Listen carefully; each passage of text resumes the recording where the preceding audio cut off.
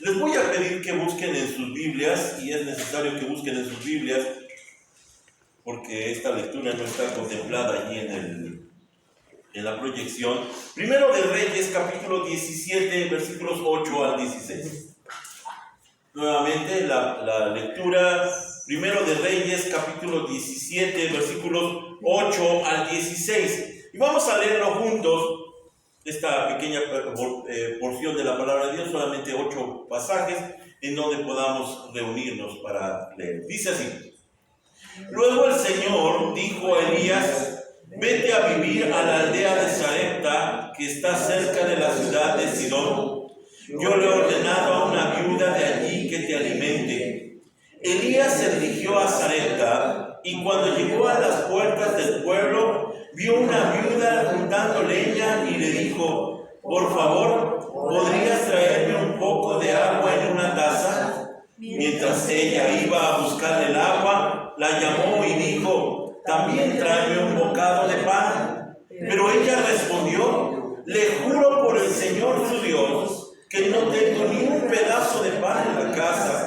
Solo me queda un puñado de harina en el frasco y un poquito de aceite en el fondo del jarro. Estaba juntando algo de leña para preparar una última comida. Después mi hijo y yo moriremos. Entonces Elías le dijo: no tengas miedo, sigue adelante y haz exactamente lo que acabas de decir. Pero primero cocina un poco de pan para mí. Luego, con lo que te sobre, prepara la comida para ti y tu hijo. Pues el Señor Dios de Israel dice: siempre habrá harina y aceite de oliva en tus recipientes, hasta que el Señor mande lluvias y vuelvan a crecer los cultivos. Así que ella hizo lo que Elías le dijo, y ella y su familia y Elías comieron durante muchos días. Siempre había suficiente harina y aceite de oliva en los recipientes, tal como el Señor lo había prometido por medio de Elías. Amén. La primera lección cuando entramos al cristianismo es la fe. Creo que podemos coincidir. Si no creemos, pues no hay cristianismo, no hay ninguna doctrina, no hay ninguna enseñanza posible. Sin embargo, la fe se ha reducido a credulidad para obtener algo, como una herramienta, como un medio. Y entonces así lo venden incluso en las iglesias, en donde podemos sacar provecho, supuestamente, de la fe. Pero según esta historia, la fe, o de la fe, depende la vida. De la fe depende la vida, así que rescatando lo que nos dice la palabra de Dios, tenemos entonces que conformar este tema de la fe de los gentiles. Y es que se esperaba que Israel y Judá tuvieran fe. A ellos les fueron dados los oráculos, dice el apóstol Pablo, les fue dada la ley, les fue dada la instrucción, les fueron dados los profetas, los sacerdotes, pero no tuvieron fe.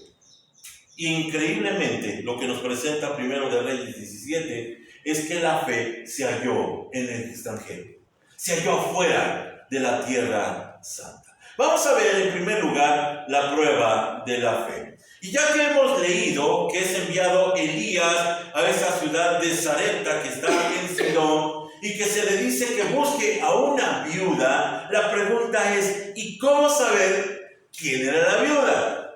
¿Quién era la persona que se haría cargo de esta necesidad? Sin duda alguna, tenemos que responder inmediatamente que tenía que tener fe. Tenía que reconocerlo a él y, por supuesto, al Dios que él representaba. Y aquí vemos un reflejo literario de esta historia en Juan capítulo 4 con el tema de Jesús y la mujer samaritana. ¿Se acuerdan? Jesús llega aparentemente sediento, genuinamente sediento, pero al final la que termina haciéndose cargo, o el que termina haciéndose cargo, es él atendiendo a la mujer. Así que lo que nosotros vemos es que Elías está llevado hasta este lugar para ser sustentado, para ser alimentado. Y aquí me pregunto, ¿qué expectativas tendría Elías de la mujer?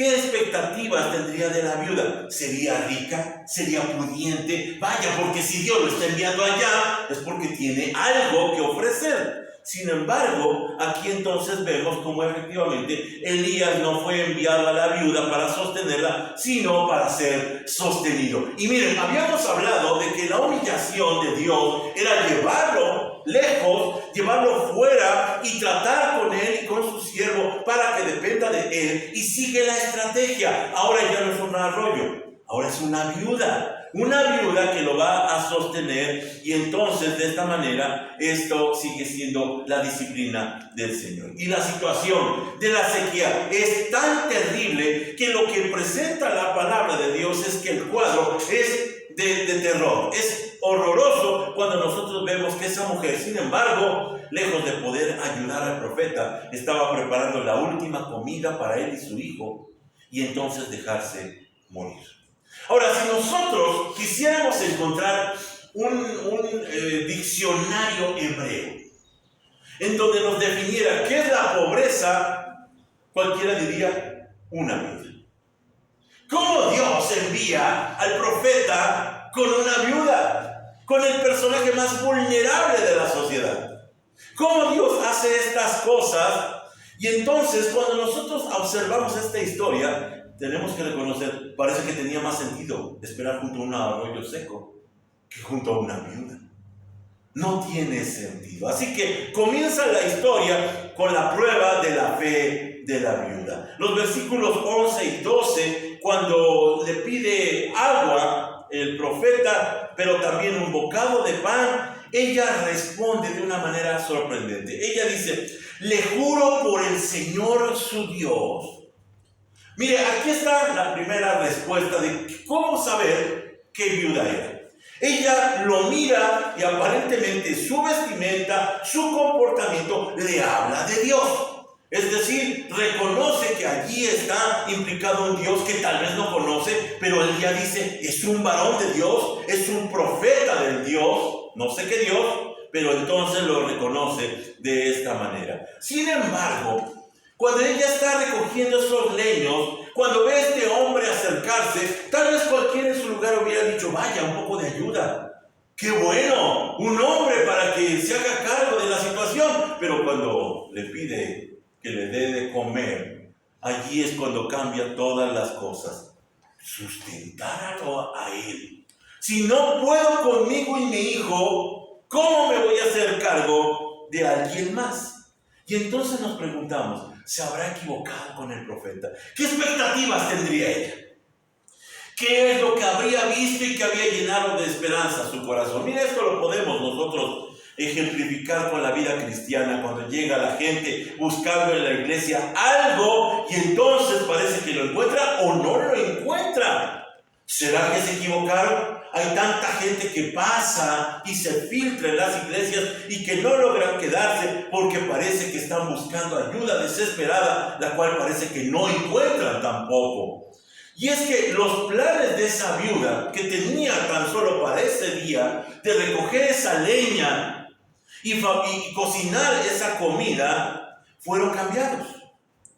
Se preparaba para morir y ahora resulta que tiene que sustentar al profeta de Dios. Vaya, esto sin duda alguna nos enseña una primera gran lección. La fe a veces es irracional. A veces no tiene sentido. Cuando nosotros estamos orando, estamos pidiéndole al Señor algo, parece que nos responde exactamente con lo contrario. Queremos salir de los problemas y aumentan los problemas. Queremos salir de la falta de salud y parece que nos enfermamos más. A veces la fe parece irracional. Ahora, aquí nos detenemos un momento y preguntamos, ¿qué tipo de fe tenía la viuda? Porque sí, ella dijo, le juro por el Señor, su Dios, creía en el Dios verdadero. Hasta esa comunidad lejana de Israel creía en el Dios verdadero. Ella dijo, Jehová su Dios, Yahweh su Dios, cuando menos conocía su nombre. Y es que mucha gente está conociendo medianamente y reconoce, claro, la oración de ustedes parece que logra mucho. Claro, la iglesia puede tener un efecto sobre las personas, pero la realidad es que su fe no es suficiente. Y es que esa fe, la pregunta es, ¿sería suficiente como para arriesgar todo su sustento? ¿Esa fe le es suficiente? Recordemos, esta es una mujer pagana. Esta no es una mujer israelita. Esta es una mujer que está fuera de los confines de la comunidad de Dios. Y entonces, por lo tanto, su fe es distinta. O tal vez ni fe tenga. Ella dice, el Señor su Dios. No dice el Señor mi Dios. Y aquí entonces encontramos que al final ella estaba reduciendo su fe al frasco de harina y de aceite que tenía. Esa era su fe. Y esa era su fe, que incluso pensando en qué pudiera cocinar con eso último y después dejarse morir, vemos que realmente su fe no era suficiente. No era suficiente, y sin embargo Dios envió a su profeta allí con ella. Charles Spurgeon dice al respecto de este tema que estamos nosotros analizando. Dice, ella no parece haber sabido que debía de alimentar al profeta. Salió esa mañana a recoger leña, no encontrarse con un invitado. Estaba pensando en alimentar a su hijo con la última torta. Ciertamente no tenía idea sobre cómo proveer para un varón de Dios a través de una vasija vacía de alimento. Pero Jehová, quien nunca miente, habló una solemne verdad cuando dijo, le he ordenado a una viuda allí. Y Dios había operado de tal forma en su mente que la preparó para que obedeciera la orden cuando saliera de los labios de su siervo, el profeta. No sabemos cómo funciona el mecanismo en el corazón de la mujer. Lo que sí sabemos es que ya está respondiendo, aunque sin fe o con fe insuficiente, a la orden emitida por el Señor. Pero no solamente ella tenía que tener fe, también el profeta. Y vemos entonces en segundo lugar la prueba de la fe de Elías. Porque, ¿qué haría usted? Si llega a un lugar y le pide, dame de comer, y escucha estas palabras, no tengo ni un pedazo de pan en la casa. ¿Cómo? Dios me envió aquí. ¿Cómo que no tienes ni un pedazo de pan en la casa? Y aquí entendemos algo. Elías no conocía su situación. Elías no sabía con lo que se enfrentaría. Y aquí nos preguntamos ahora, ¿entonces se habría equivocado de viuda? Porque a mí me dijo Dios que tú me ibas a sustentar y ahora resulta que no hay pan. No hay nada que comer. Ella todavía añade, solo me queda un puñado de harina en el frasco y un poquito de aceite en el fondo del jarro. Mire, esa palabra jarro proviene de la palabra hebrea kad. Y cuando hablamos del kad, se dice que era el barril más pequeño. Casi nada. No tenía verdaderamente un recipiente con un poquito mayor de profundidad que hiciera pensar que tal vez eso pudiera ser multiplicado. Casi no tiene nada. Así que el profeta seguramente allí se da cuenta que no solamente era pobre, sino que estaba a punto de morir. ¿Cómo entonces se puede hacer cargo de él? ¿Qué hacer? ¿Pedir disculpas e irse? Perdón, no era aquí, era más adelante. La fe del profeta también está aprobada.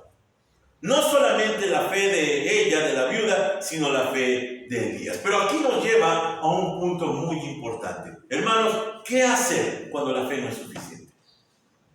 Porque hay muchos hermanos que antes estaban con nosotros, pero qué decepcionados, no encontraron algo y se fueron. Tanta gente que decía, pues yo sí creo, pero la verdad es que Dios no me responde. ¿Qué pasa cuando la fe no es suficiente? Si nosotros hablamos de que nuestra doctrina, que nuestra creencia cristiana está basada en la fe, ¿qué hacemos cuando la fe no es suficiente? Y tenemos que aprender entonces lo siguiente. Nunca la fe humana es suficiente. ¡Jamás! Nunca tiene el tamaño, nunca tiene la importancia suficiente como para hacerse cargo de nuestros problemas. Si yo digo, yo tengo fe, la verdad es que no es suficiente. Y entonces encontramos por qué Dios provoca la fe. ¿Sabe por qué esos problemas? ¿Sabe por qué las crisis? Dios está provocando la fe. Dios está motivando, Dios quiere que confiemos, porque la fe no siempre es suficiente. Y así encontramos la prueba final de la fe. ¿Qué es lo que dice entonces el profeta? Primero cocina un poco de pan para mí. Increíble. No solamente es imposible que la mujer lo pueda sostener, es imposible que pueda haber lo suficiente en la despensa, sino que aparte de todo el hombre le dice: primero cocina un poco de pan para mí. Ahora, atención, esta no es una simple prueba. No es un test, no es algo para comprobar a ver si tiene fe suficiente y entonces entregarle la bendición. Porque esta es la manera como lo manejan muchos. No es una simple prueba, porque aquí determina el punto de partida entre la vida, entre la vida y la muerte, y una vida nueva de salvación. La historia no es solamente el punto de voy a recibir una bendición, sino que está a punto de morir. Y si no es capaz de creer la mujer, entonces morirá y no pasará a una vida nueva. Esta es la analogía de la fe. Esto es cuando nosotros entendemos cómo funciona la fe. No es con dádivas materiales, con asuntos físicos, económicos, cómo funciona la fe. La fe, dijimos al principio, tiene que ver con la vida. La vida depende de la fe. Ahora, desafortunadamente, este es el pasaje, uno de los pasajes más polémicos por culpa de los estafadores. Siempre cuando llegamos a una iglesia de esas de la prosperidad, donde solamente prospera el pastor, ellos utilizan este pasaje. Siembra en el reino de Dios, trae tus bendiciones y Dios te lo multiplicará. Y ahí va la gente crédula y ambiciosa, porque muchas veces decimos, pobre gente víctima. No, es ambiciosa, porque quiere algo económico. Y entonces empeña el carro, y mete la economía, y mete la renta, y yo no sé cuántas cosas. Y todo por entender mal la fe. ¿Dios prueba la fe así? Definitivamente no. Cuando Dios prueba la fe, es porque Dios exige dejar toda confianza en nosotros mismos. Exige que se acabe cualquier confianza en nuestra propia posibilidad. Y la duda es lo primero a vencer. La duda es lo más difícil, porque nos preguntamos, ¿será que Dios cumpla su promesa? ¿Será que Dios de verdad se haga cargo de mí? Mira la característica principal de Israel. El pueblo del que salió Elías estaba instruido sobre todo con un mandamiento, el del día de reposo. El día de reposo implicaba dejar de trabajar un día y estar satisfecho con lo que los 6 días anteriores se había trabajado. Pero esto se volvía más complicado cuando después de 6 años se tenía que descansar un año completo. Miren, muchos no pueden dejar de trabajar porque dicen, no, ¿cómo? Si no trabajo 7 días no puedo sobrevivir. Imagínense tener que trabajar solamente 6 años y un año completo, no tener que trabajar y depender del sustento de Dios. Dios constantemente hablaba de la fe. La fe es la base de la vida. No hay vida si no hay fe.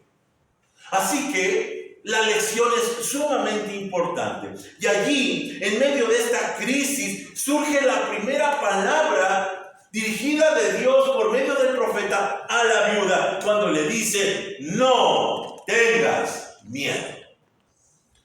El Señor nos dice este día, no tengas miedo. Ahora, si usted recuerda, esta frase era común en los labios del Señor Jesús.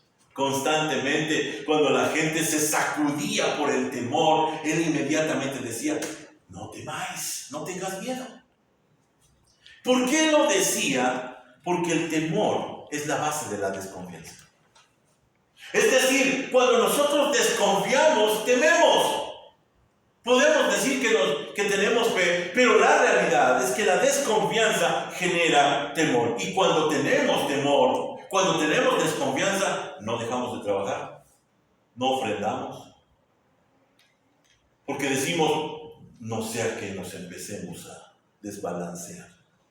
Así que lo que hace el Señor es hacer una promesa de sustento. Nos da dos razones para no temer. En primer lugar, dice en el versículo 14, pues el Señor Dios de Israel dice, siempre habrá harina y aceite de oliva en tus recipientes. Ahora mire esto, este mensaje ya lo tenía Elías previamente. Yo no sé, seguramente cuando iba caminando rumbo a Sarepta, él se preguntó, bueno, ¿y para qué es este mensaje? Cuando se encuentra con la viuda que no tiene nada, dice, wow, claro, ya lo entiendo. El mensaje era que Dios se haría cargo teniendo harina y aceite en tus recipientes. Y entonces encontramos que las promesas divinas son los argumentos de la fe. Nosotros creemos porque nos hizo una promesa en el matrimonio. ¿Por qué estamos juntos? ¿Por los hijos? No. ¿Por los bienes en común? No, porque me hiciste una promesa. Y tenemos que cumplir esa promesa.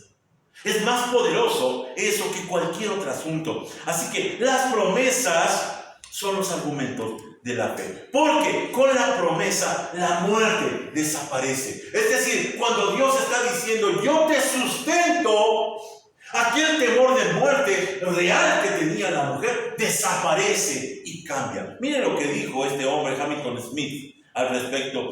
En esta hermosa escena tenemos la enseñanza de la gracia. Porque la gracia no solo trae salvación a los necesitados, sino que nos enseña cómo vivir.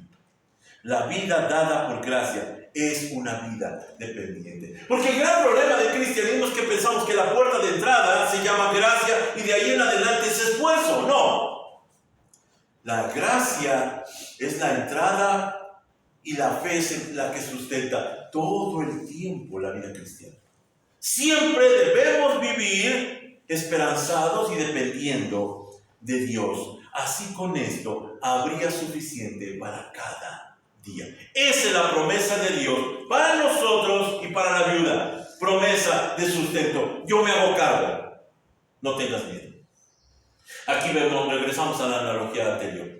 Habíamos dicho que el pueblo de Israel tenía entre sus características principales el día de reposo. Pero ese día de reposo había surgido, ¿se acuerdan de la historia del maná? El maná durante 6 días tenía que ser recogido y en el séptimo no. Pero cada día recogido, el maná era suficiente. Así que la historia que tuvieron que aprender el pueblo de Israel y de Judá, ahora la está aprendiendo la viuda. Dios no utiliza otra estrategia. Es el mismo evangelio, es el mismo requerimiento, es la misma fe. Pero dijimos que había 2 razones para no temer. Dijimos que hablamos de la promesa de sustento, pero en segundo lugar surge la promesa de salvación. Promesa de salvación. Dice la segunda parte del versículo 14. Hasta que el Señor mande lluvia y vuelvan a crecer los cultivos. La promesa del Señor es, habrá harina, habrá aceite todo el tiempo hasta que el Señor mande la lluvia y vuelvan a crecer los cultivos. Es decir, todo el tiempo necesario. No temas, yo me hago cargo durante todo el tiempo que haga falta. Ahora, un temor muy común humano es, ¿y hasta cuándo vamos a estar así? Siempre al límite, siempre con los gastos medidos, siempre con el trabajo justo. Y entonces nuestra tentación es asegurarnos, entre comillas, estabilidad. No, por eso yo me quedo horas extras, por eso trabajo más, por eso lucho, para supuestamente no tener este problema de estar inestables. Por eso las horas extras, por eso el ahorro excesivo. En estos días que estaba escribiendo este tema me acordé de una clienta que trabajando en esta área del arte, fui invitado a trabajar directamente a su casa, en la zona que yo digo que es la más cara de esta ciudad, la Vista Country Club. Usted entra allí y es otro mundo. Las casas son enormes, son modernas, Es un campo de golf con una tecnología tremenda. Y entonces la mujer esta tenía una casa similar de un arquitecto muy famoso de aquí de la ciudad. Y yo impresionado de que casi no tenía paredes, todo era cristal alrededor. Estaba yo sorprendido cuando trabajando allá adentro escuché una plática que ella tenía con una amiga. Y ella le decía, pues yo tengo dinero porque no gasto. No me compro nada, no voy a restaurantes, no me procuro algún gusto. Y yo pensé, ¿y entonces para qué quieres el dinero? ¿A quién se le va a quedar que sí lo va a disfrutar? No tiene lógica, era una casa enorme para 2 personas, ella y su hijo, o su hija creo que. A veces vivimos así, somos miserables por miedo a la miseria. No gastamos porque no sea que no nos vaya a alcanzar. La promesa del Señor es salvación. Promesa de sustento, promesa de salvación. Pero atención, cuando estamos hablando de esa promesa de salvación, estamos hablando de que señala la plenitud de Cristo. Ya viene entonces la imagen, la simbología de Cristo. No solamente el sustento provisional material, sino el complemento de todas las cosas. Porque cuando llegamos a Cristo, no solamente se hace cargo de aquello que comemos, sino se hace cargo de todas nuestras necesidades. El sustento de Dios lo hallamos en Cristo. En Cristo hallamos sustento verdadero. Él le dijo a la mujer samaritana, de esta agua, el que beba, volverá a tener sed, pero del agua que yo le daré, no volverá a tener sed jamás. Verdadero sustento. Y allí vemos el símbolo. Dijo el profeta, hasta que vuelva a llover. Y aquí la lluvia es un símbolo. La lluvia es un símbolo y fue prometida como señal del nuevo pacto. Mire lo que dice Jeremías capítulo 36. Léalo conmigo, por favor. Dice, entonces los rociaré con agua pura y quedarán limpios. Lavaré su inmundicia y dejarán de rendir cultos a ídolos. Les daré un corazón nuevo y pondré un espíritu nuevo dentro de ustedes. Les quitaré ese terco corazón de piedra y les daré un corazón tierno y receptivo. Miren lo que significa la lluvia en tierra árida. Ese corazón de tierra, de piedra, árido, indolente, de pronto con la lluvia del nuevo pacto es transformado y es sensible. Porque Cristo se hace cargo de todas las cosas. Y aquí es donde el agua pura de la que está mencionando Jeremías es la razón del bautismo de Juan. Juan sale a la comunidad y les propone, bautícense, porque es una señal. Es un símbolo, el símbolo del nuevo pacto. Ya habíamos hablado del aceite. El aceite que es el símbolo del Espíritu Santo, pero ahora vamos a ver una aplicación distinta, porque el Espíritu Santo permanece para siempre. Mire lo que dice Juan 14, 16, léalo conmigo. Y yo le pediré al Padre, y Él les dará otro abogado defensor, quien estará con ustedes para siempre. Así que el sustento no es temporal, es eterno. La fe, entonces, es renovada y es sustentada.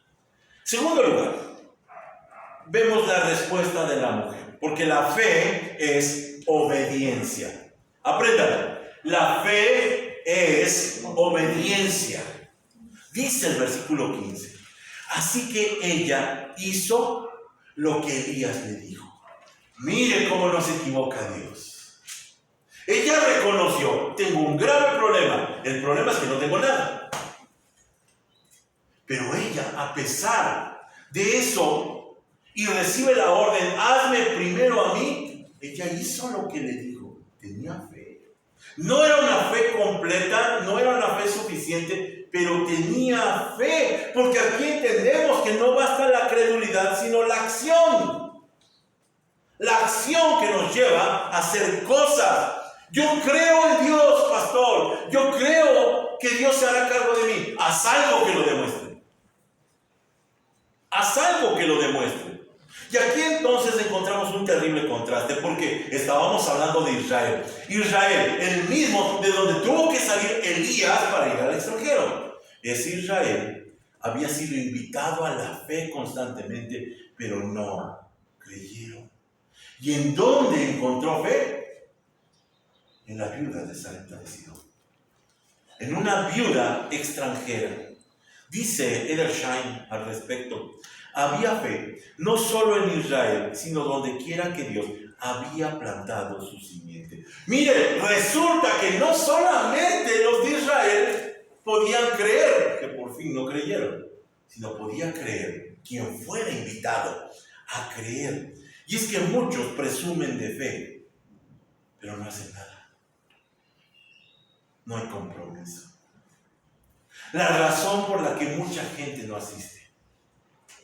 Dicen tener fe y ellos profesan y dan testimonio. Sí, creo en Dios, pero no hacen nada. No hay fe. No es cierto. No hay fe. La fe es capaz de dar todo. Ahora, otro caso muy particular es el que encontramos en Juan el Bautista. También fue probada su fe. Sí, también a él le tocó. Juan el Bautista, cuando el arroyo de la popularidad se secó, porque era muy popular antes de Cristo, dice en Juan capítulo 3. En ese tiempo, Juan el Bautista bautizaba en Enón, cerca de Salim, porque allí había mucha agua y la gente iba a él para ser bautizado. Eso ocurrió antes de que metieran a Juan en la cárcel. Surgió un debate entre los discípulos de Juan y cierto judío acerca de la purificación ceremonial. Y entonces los discípulos de Juan fueron a decirle: Rabí, el hombre que estaba contigo al otro lado del río Jordán, a quien identificaste como el Mesías, también está bautizando a la gente. Y todos van a él en lugar de venir a nosotros. Juan respondió: nadie puede recibir nada a menos que Dios se lo conceda desde el cielo. Juan lo entiende. Está disminuyendo su popularidad porque van ahora a buscar al Mesías. Y él añade en el versículo 30: él debe tener cada vez más importancia y yo menos. Mire la aplicación. Cuando nosotros veíamos a Elías cerca del arroyo, sabiendo que había sequía, el arroyo tarde o temprano se iba a secar. ¿Qué se puede esperar? Pero mire la aplicación. ¿Qué pasa cuando el arroyo de la salud se seca y nos empezamos a enfermar? Cuando llegamos a la temporada de antes no me pasaba nada, antes yo todo lo tenía bien y me recuperaba bien rápido. El arroyo de la salud se seca. El arroyo también del dinero y del trabajo. Antes yo tenía economía, y si confiamos en la economía, un día se va a secar. O también se seca el arroyo de las relaciones. Cuando empezamos a tener problemas entre esposos, con los vecinos, con los hijos. Y la pregunta es: ¿y por qué se secan esos arroyos? Para confiar exclusivamente en Dios. No confíes en tu dinero, en tu trabajo, en tu esposo, en tu esposa. No confíes en tu salud, porque eso se puede acabar. Confía exclusivamente en Dios. Termina diciendo el pasaje en los versículos 15 al 16. Y ella y su familia y Elías comieron durante muchos días. Siempre había suficiente harina y aceite de oliva en los recipientes, tal como el Señor lo había prometido por medio de Elías. Dios sí comió. Déjenme ir a un pequeño último punto. ¿Qué pasa con los pueblos y los gentiles? Aquí hay algo aquí que está como que raro, algo que no acomoda. Cuervos y gentiles. Yo creo que son el símbolo del reino de Dios. Déjenme explicar por qué. Porque hablamos de que si los cuervos resultaban extraños para cumplir la voluntad de Dios, el que una viuda extranjera también estuviera allí inmiscuida era mucho más raro. Era mucho más imposible. Y sobre todo porque estaba al borde de la muerte. ¿Cómo puede esta ser un símbolo del reino de Dios? Y es que el problema es la mentalidad judía. Lo que en ocasiones nos ayuda a entender mejor los pasajes, sucede en ocasiones que ellos no entienden muy bien lo que está pasando. Y aquí entonces ellos enseñaban que en el caso de los cuervos, en realidad no eran cuervos, sino que eran árabes vestidos de negro que pasaban por ahí y le daban pan a Elías. ¿Saben por qué lo enseñaron así? Porque ellos decían, ¿cómo una ave inmunda se va a meter en la historia de Elías? ¿Cómo Dios permite algo semejante que se inmiscuya en la historia de la fe? Así que no es nada raro que ellos también hablaran de la mujer de la viuda de Sarepta. ¿Sabe qué decían? Ellos decían que esa mujer en realidad sí era israelita. Vivía en el extranjero y para colmo, dicen ellos, nunca se comprobó, era la madre del profeta Jonás. Porque no quieren aceptar que la justicia y la fe estén fuera de Israel. Ellos se niegan a mirar a los demás con posibilidades de que entren a la misericordia y la gracia de Dios. A veces como la iglesia, que mirando que Dios también se manifiesta fuera de sus confines, dice, no es posible, tal vez sea la suerte, tal vez sean los demonios, porque no quieren reconocer que la salvación no tiene limitaciones. Llega hasta donde tiene que llegar. Y entonces, con esto en mente, sin duda alguna nos damos cuenta que tenía razón Edersheim.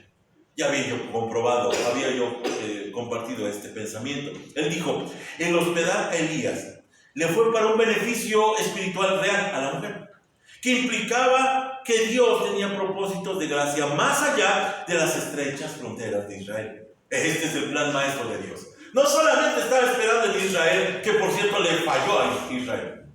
Fracasó Israel. Él tiene otro plan, un plan más amplio, un plan más grande, que incluye a los incrédulos gentiles. Y me hizo pensar en Hechos capítulo 10, versículo 12. ¿Se acuerdan de esta escena? El apóstol Pedro está en una ciudad de Jope, una ciudad costera, está en la casa de un curtidor, que por cierto eso ya es muy malo para cualquier judío, porque no podía estar en una casa donde mataran animales, y mucho menos estuvieran curtiendo las pieles. Y dice que subió entonces arriba esperando que le prepararan algo porque tenía mucha hambre. Y como tenía mucha hambre, tuvo un éxtasis y vio una sábana con ciertos animales. Y dice en Hechos 10:12, en la sábana había toda clase de animales, reptiles y aves.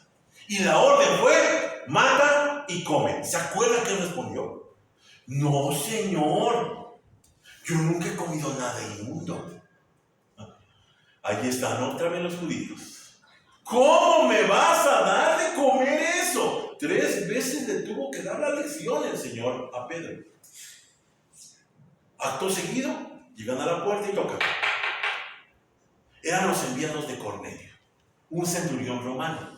Y aquí es cuando el Espíritu Santo le hace entender. Pedro comprende y dice, esto no tenía que ver con la comida. Dice, Pedro les dijo, ustedes saben que va en contra de nuestras leyes que un hombre judío se relacione con gentiles o que entre en su casa. Pero Dios me ha mostrado que ya no debo pensar que alguien es impuro o inmundo. Allí es donde él entiende, no se trataba de la comida, es el símbolo lo importante. Los animales representaban a los que antes, por no ser judíos, éramos considerados inmundos, rechazados. Y aquí está la viuda de Sarepta.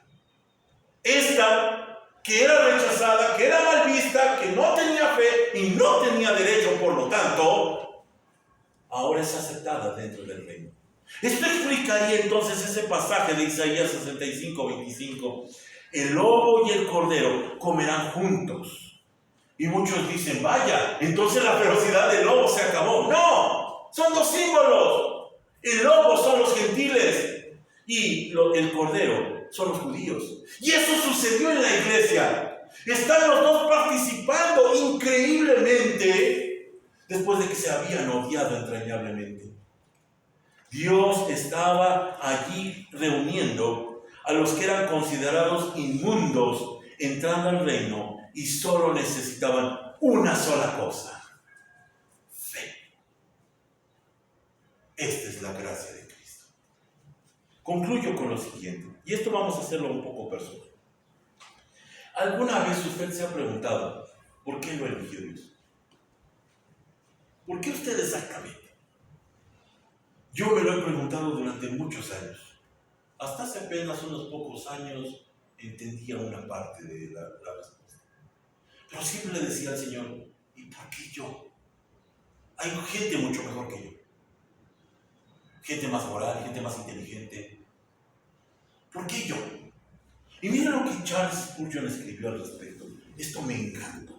Dice, Dios sí escogió a esta mujer, pero la eligió más que por un milagro, Él la eligió por servicio. La elección de esta mujer, aunque trajo mucha bendición hacia ella, involucraba servicio. Ella no fue elegida solamente para ser salvada del hambre, sino para alimentar al profeta.